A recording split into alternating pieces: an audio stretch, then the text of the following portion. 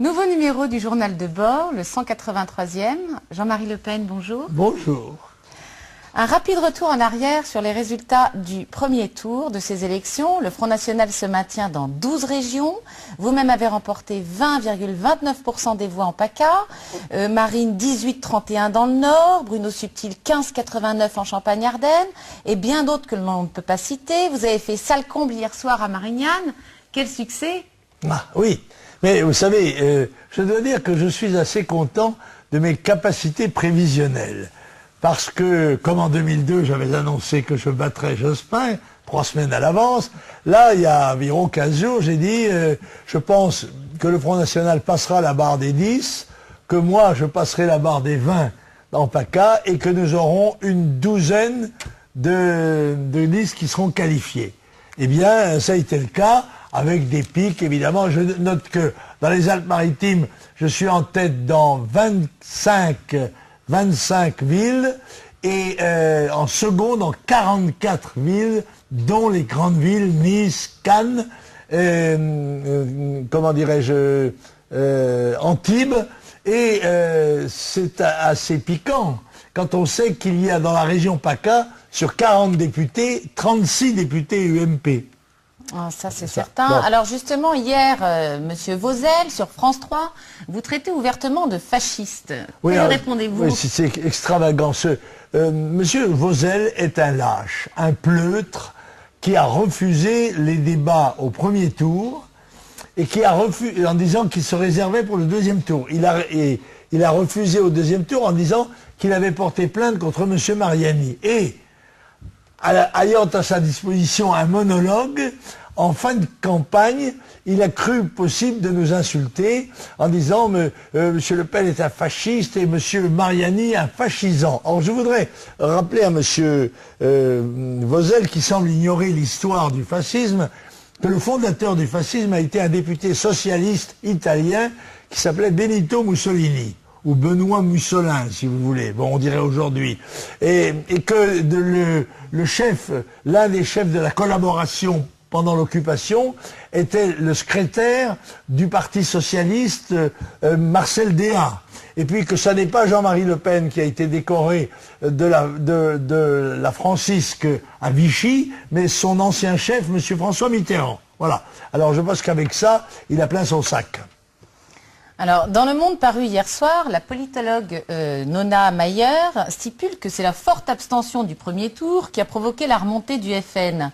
Qu'en somme, ça n'est qu'une illusion d'optique. Tout nous prouve le contraire, non? Ah non, mais c'est trop drôle, parce que ce qui est amusant, c'est que j'avais demandé, quand j'ai vu l'article de Madame Nona Meyer dans Libération, j'avais demandé qu'on le conserve. C'était en date du 8 mars. N'est-ce pas? Alors, il est titré un maintien dans 5 ou 6 régions. Et attendez, parce que the last but not least, pourtant, dit le journaliste, on annonce une abstention record. Traditionnellement, cela profite au FN, ce qui est totalement faux, puisqu'en effet, le FN n'a pas l'infrastructure, ni l'implantation des grands partis, ni la clientèle qu'ils ont. Donc l'abstention nous nuit plus qu'à d'autres. Mais Madame Nona Meyer dit pas cette fois. L'électorat FN reste le plus fidèle. Resté le plus fidèle en 2007, c'est celui des ouvriers, qui risque de ne pas se déplacer. Voilà. Autrement dit, Madame Nona Meyer a faux sur l'ensemble de sa copie. Je lui donnerai, allez, 3 sur 20. Alors, concernant le syndicat de police Alliance, soutenez-vous son action de protestation de ce vendredi? Aujourd'hui, ce syndicat a demandé à tous les policiers, membres de la force publique, de protester, de stationner devant leurs offices de travail, mais de ne pas travailler. Mais je voudrais savoir contre quoi proteste le syndicat Alliance. Parce que je crois savoir qu'il n'est pas très loin de l'UMP. Or, s'il proteste contre la réduction stupide des forces de l'ordre, n'est-ce pas, ça se comprendrait.